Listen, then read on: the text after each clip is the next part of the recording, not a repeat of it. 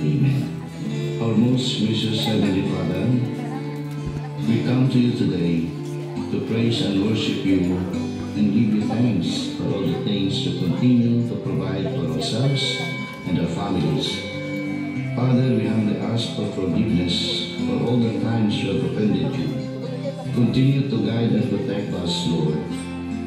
Bestow upon us your unending grace and healing, that we may in turn become instruments of gentleness and compassion to others. We ask all this in the name of your Son, our Lord Jesus Christ, with prayer and intercession of our Blessed Mother. Amen. بسم الله الرحمن الرحيم. اللهم إياك نعبد وإياك نستعين. اللهم اهدنا الصراط المستقيم. اللهم وحد صفوفنا بين المسلمين والنصارى واللماد إلى صراطك المستقيم. اللهم امنحهم العيش بالأمن والسلامة والتنمية المستدامة في مدينة دافاو. اللهم لا تزغ قلوبنا بعد إذ هديتنا وهب لنا من لدنك رحمة إنك أنت الوهاب. ربنا آتنا في الدنيا حسنة وفي الآخرة حسنة وقنا عذاب النار والحمد لله رب العالمين.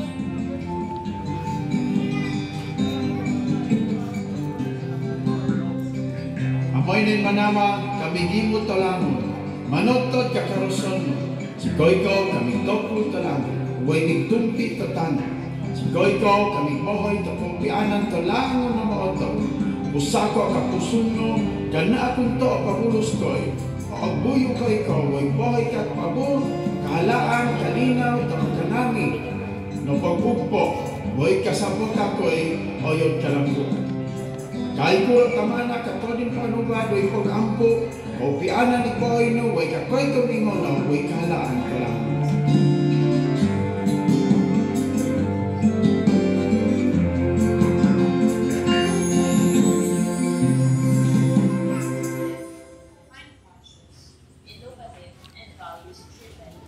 Okay, you may now take your seats. Ayan haanlaw, kanitawalan. So mga madagway, so mga utaw sa sityo, Barangay Rugumon. Barangay Rugumon ang milita. Maayad anlaw. And to our Muslim brothers and sisters in attendance, Assalamualaikum warahmatullahi wabarakatuh. Sa ato ang mga bisita nga nakakaroon ikan sa lubos na bahin sa ato ang syudad. Malipayong adlaw kanatong tanan. Ayong buntag. Okay, so wala na pagdugay-dugay, kaya medyo nalangay ta. Atong tawagon ang muhatag sa atuwa sa welcome address. Walay lain ang atong pinakamusgan na school in charge diri sa Kalamalmaan Elementary School, Ma'am Rowena E. Gado. Another one class, please. Lo, maayong buntag sa tanan, maayong pag-abot sa amuang eskwelahan. So, in behalf of our school principal, Ma'am Citadel Bagondon, si sabing ay training na pa siya sa Cebu. So, wala man siya karon pero ang amo ang presensya kauban sa ako ang back-up na teacher, si Sir Nathan. Sa kanyang kay nalipay mo yung naghihimo nga venue ang amo school.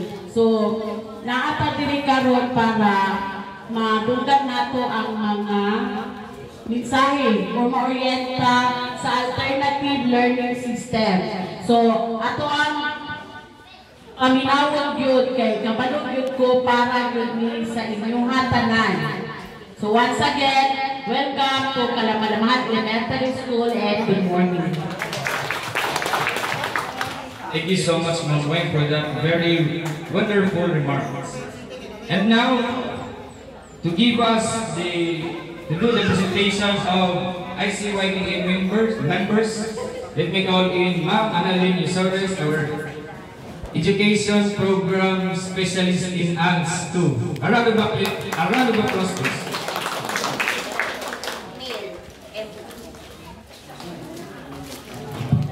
May bunta. Naka-remember pa sa akin, no? Look. Bitaw. Okay. Let me we have the honor to present to you our distinguished guests for this morning from iAccess, Dr. Neves P. Bizon and Dr. Mary Jane N. Lagbas. Kaway-kaway mga kapatid. Inanglan yun ako na matindog, Ma'am Yes. Yes, ana dayon. Ma'am Mary Jane. Together with the staff of iAccess, Ms. Angeline Adlaon and Crystal Casha. And nasa sa likod. And also, together with us, Alros Group of Companies, kinsay na kaila ni Jollibee. Hello, wala kaila. Kinsay na kaila ni Jollibee. Ha? Nakaila mo wala? Ah, very good. Pinagib na ako. So, we have Ma'am R.B. Lumongo. Asa ka? Ito, sa likod. Alin ka dili sa front na? Pinahanglan ka dili sa front.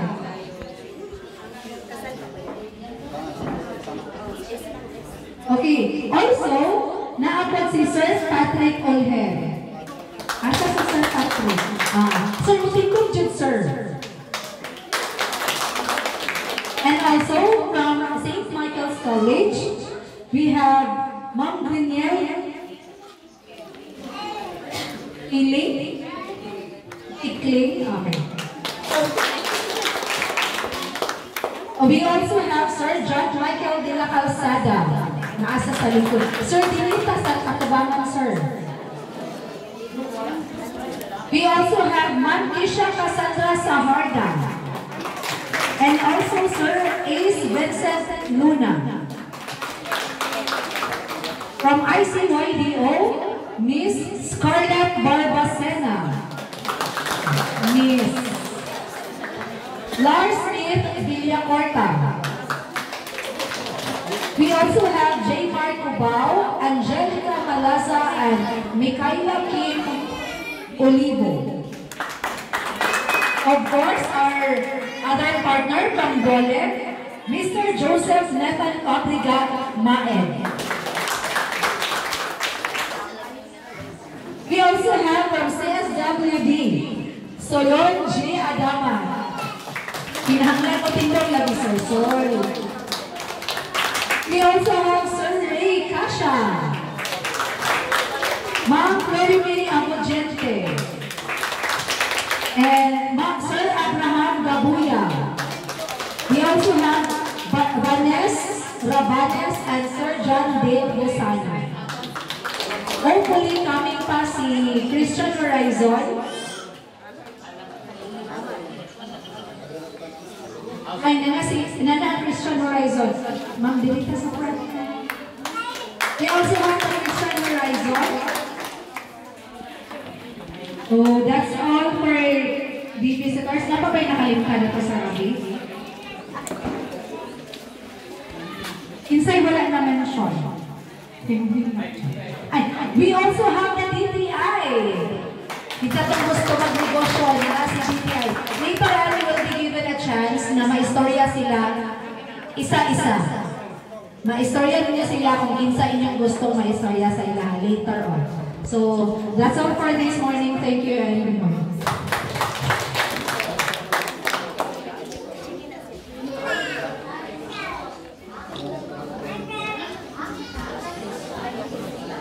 Also, basin wala ko nakailaan nila, i-introduce ko na ko sila mga langga. Isa-isa na sila patindog, kaya wala din mo kailaan nila, short ko. The District Health Coordinator of East 1 District, Mr. Elmer Saire. Kaya mo wala? Wala. Very good. Also, Sir Darian Rama. Kaya mo wala? Ha? Sir Moton, kuno siya. Indog lagi na isa ko nga. Wala sila kailan. Si Sir Japet Barangay. Alin diri. Inaka sa grills tungod murag habang buhay. Next, Sir Chadulo Yana. Bulgar. We also have have Ma'am Honey Grace Cabajo. Together with our community as implementors, kindly stand up. Okay, thank you so much.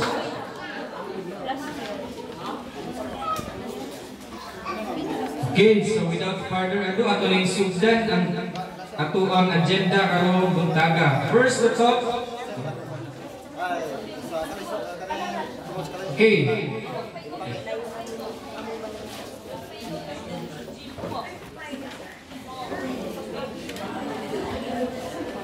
And now, let us listen to our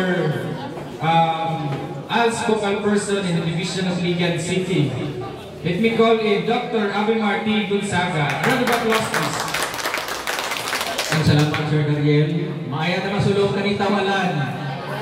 Assalamualaikum warahmatullahi ta'ala wabarakatuh. Maayong buntag sa tanan. Good morning. Sa ato ang mga bisita karon nagikan sa ubos, dungan ako na sila Osaka.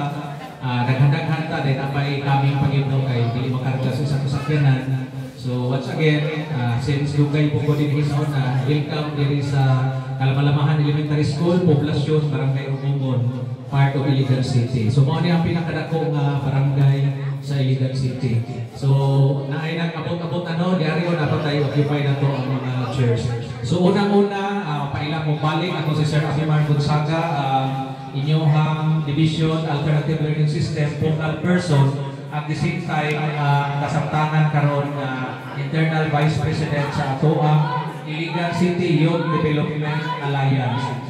So, basig patingala mo, nganong ipatawagan mo, nganong naaman mo karon din sa Kalamalamahan, especially na wala pa man nagsugod ang ato ang Brigada Eskwela, even ang ato mga teachers, request na ito ilang presence. Una, before mahatag na ito ang mga line agencies ng mga partners na ito sa Iligan City Youth Development Alliance, ako sa mong i-orientaan kung sa purpose sa ito ang program. Kini siya gitawag na ito o Alternative Learning System Karaban. Karaban sa ngalan na naatay tanang mga partner agencies sa ICYDA nga mo share sa ilang mga nagkalain-lain na programa o niya para sa atong mga kabatanunan, kini siya para sa tibong Iligan. Kaso, iani-ani mo din sa Rubumon kay layo naman kung kamo ang ipadala pa dito sa ubos. No, so kami ang ianhin para musay-sayon sa mga programa nila para sa inyo sa mga kabatanunan. Now, ang Rubumon is lapad kayo at the same time dako kayo. So dili kita ka-expect na mahapon na to sila tanan din karon. Therefore, kamo nga naa karon dinhi, kamo ang i-orient namo tungod kay kamo na po dayon ang mga istorya sa inyo mga silingan, mga parinti, mga kailatanan diri, no? So kurang i-multiply ninyo ang inyong kaymawan diari, ipahibalo sa tanan ninyo mga silingan o mga kaparintihan o kabanay buod sa kaisgutan para sa mga programa ay i-offer aning ato mga partner agency unya nga mo tagaan to higayon nga mo istorya. So kami sa Department of Education in behalf sa ato ang Schools Division Superintendent, gitahasan ka nga mo partner or nila pa mag-lead para niining Iligan City Youth Development Alliance primarily para sa mga out of school yun, katong wala nag-eskwela or katong ni-graduate sa Alternative Learning System nga nakakaroon sa ato ang mga senior high school nga nag-eskwela din sa naglain-lain ng mga public schools na high school i-offer diri sa Rubumon. At the same time, kaning mga learners nato na naa sa high school po nga gusto na sila or ipa-orient na to kay natay gitawag niya o higher education readiness orientation.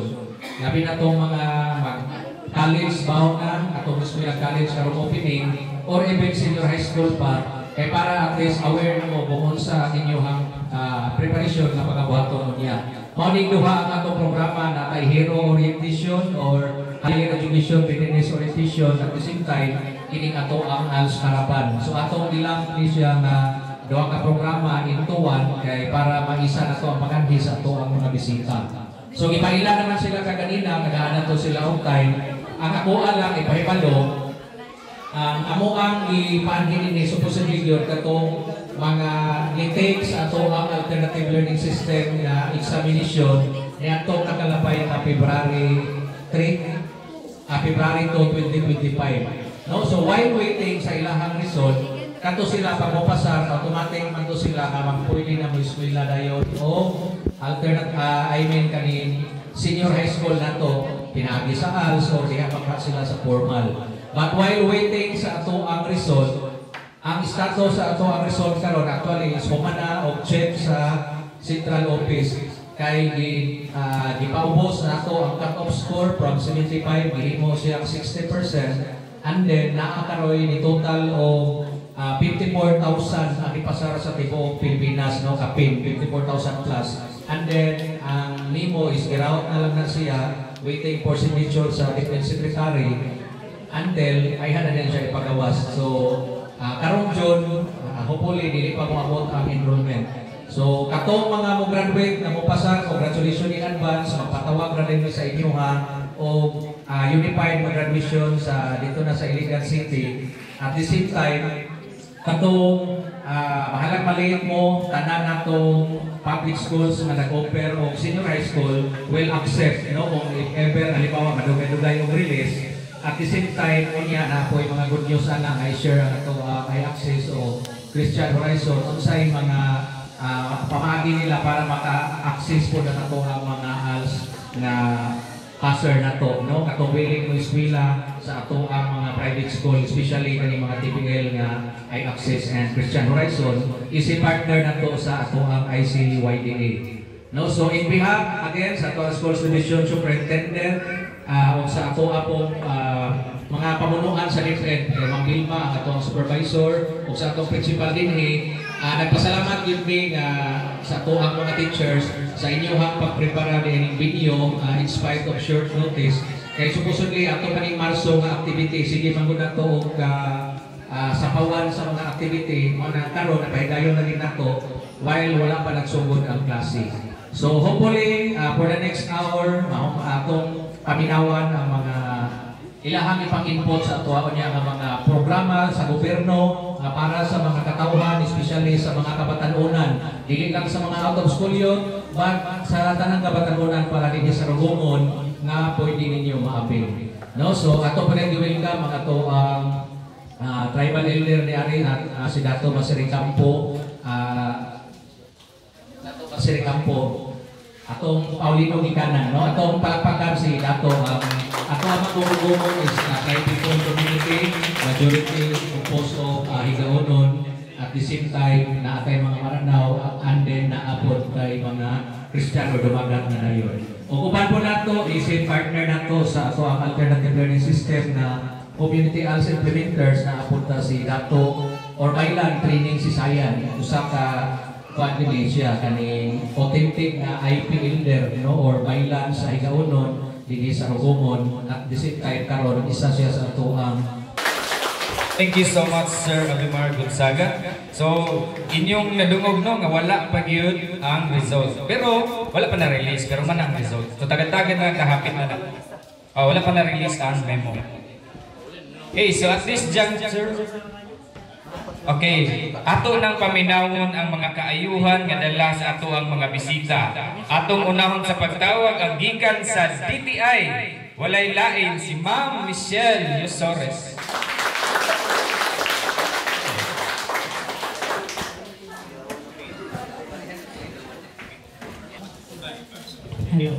Okay, may buntag sa tuwang tanan. Okay na mag-face mask ko kay sipon mga tumadunggan ra. Okay, so once again, good morning and thank you so much for welcoming us sa Dria sa inyong lugar. Actually, kay first time pa na ko dinhi sa Rugumon, and then lipay kay ko kay daghan ko nakita na nindot na view, no? Okay, so di ay ako si Michelle V. Osores, Negosyo Center Business Counselor sa DTI or Department of Trade and Industry. So, kinsa naman ang nakaila ni DTI? Nay naka-DTI? Nay nakaila. Kinsa ang wakaila ni DTI? Halos tanan. Ang kaning wala nagpataas sa kamot. Unsa man ni? Okay, so karon mo po niya among i-take na opportunity para ipaila-ila sa inyo si DTI. So in behalf of our Provincial Director, Ma'am Jane Marie L. Tabuka, nagapasalamat kami kay isa po ni sa member sa ICYDA o para po among ihatod kung unsa di ay ang mga programa o serbisyo ni DTI na pwede na mo ikaalagad sa inyo. So, ang mandate or mandato sa DTI is enabling businesses and of course, empowering consumers. So, in short, si DTI na may duha ka division. First, kay ang Business Development Division and then ang Consumer Protection Division. So, ako, nabelong ko sa Business Development, meaning, ang ako ang task is para tuang ko ng mga negosyante bitaw tabangan para mas mulambo. And then isa po, of course, motuubata na ang mga negosyante kay konsumante po. Oo, ganahan ko sa energy, Ana.